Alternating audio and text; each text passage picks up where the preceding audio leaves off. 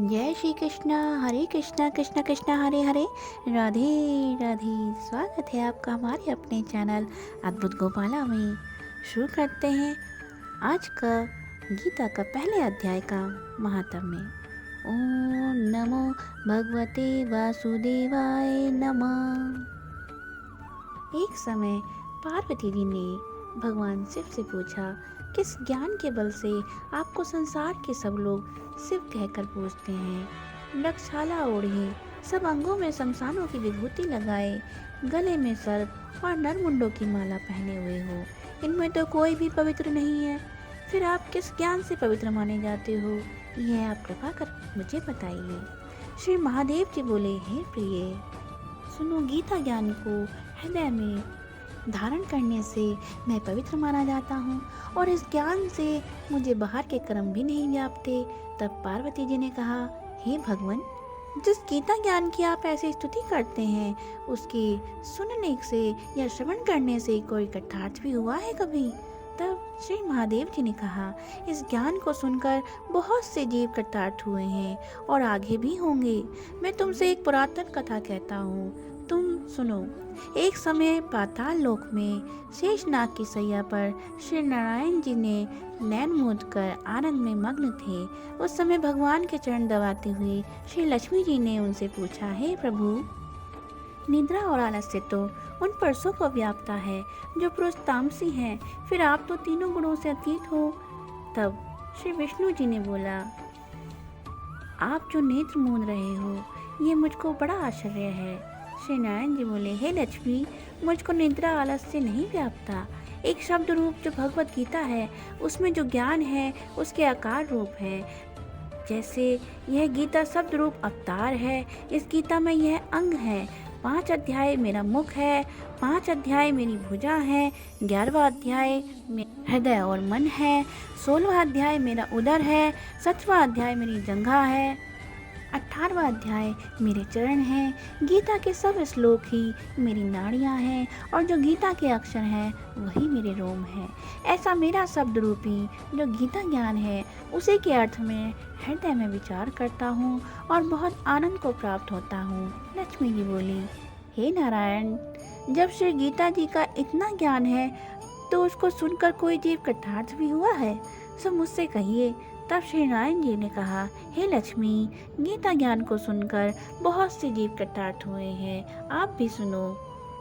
एक शूद्र वर्ण प्राणी था जो चंडालों के कर्म करता था और तेल लवण का व्यापार करता था। उसने एक बकरी पाली। एक दिन वह बकरी चराने को वन में गया और वृक्षों के पत्ते तोड़ने लगा। वहाँ उसे एक सर्प ने डस लिया, जिससे वह तुरंत मर गया। मरकर उसने बहुत नरक भोगे। फिर बैल का जन्म पाया। उस बैल को एक भिक्षुक ने मोल लिया। वह भिक्षुक उस पर चढ़कर सारे दिन मांगता फिरे। जो कुछ भिक्षा मांग कर लावे वह अपने कुटुंब के साथ खा ले। वह बैल सारी रात द्वार पर बंधा रहे, उसके खाने पीने की भी खबर न ले। कुछ थोड़ा सा भूसा उसके आगे डाल दे। जब दिन चढ़े फिर बैल पर चढ़कर भागता फिरे। कई दिन गुजरे तो वह बैल भूख का मारा गिर पड़ा, किंतु प्राण नहीं निकले।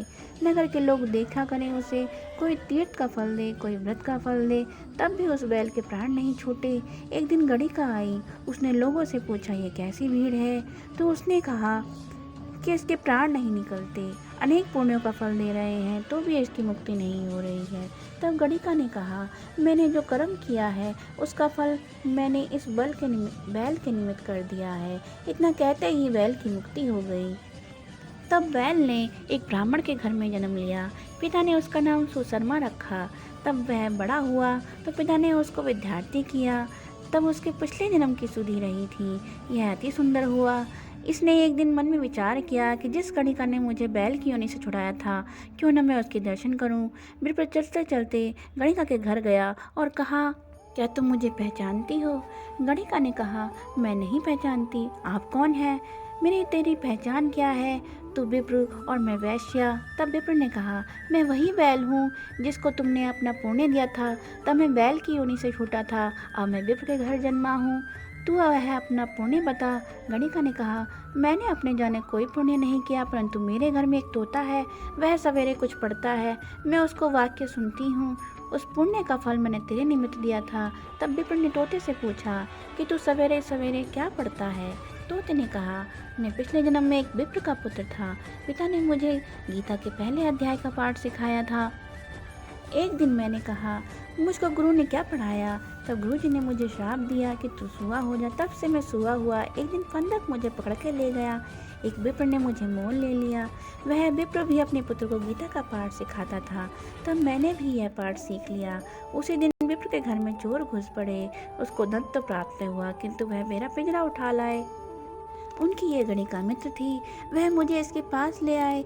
सो मैं नित्य प्रातः गीता जी के पहले अध्याय का पाठ करता हूँ, वही इस गणिका को सुनाता हूँ। पर इस गणिका के समझ में कुछ नहीं आता। जो मैं पढ़ता हूँ वही इस गणिका ने तेरे निमित्त दिया था, वह भी श्री गीता जी के पहले अध्याय के पाठ का फल है। तब विप्र ने कहा, हे तोते, तुम भी विप्र है, मेरे आशीर्वाद से तेरा कल्याण हो। सो हे लक्ष्मी। विप्र के इतना कहते ही तोते को मुक्ति की प्राप्ति हुई। तब गणिका ने बुरे कर्म छोड़ दिए, भले कर्म ग्रहण किए।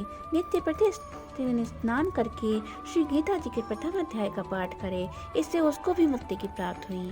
जय श्री कृष्णा, हरे कृष्णा, कृष्ण कृष्ण हरे हरे, राधे राधे।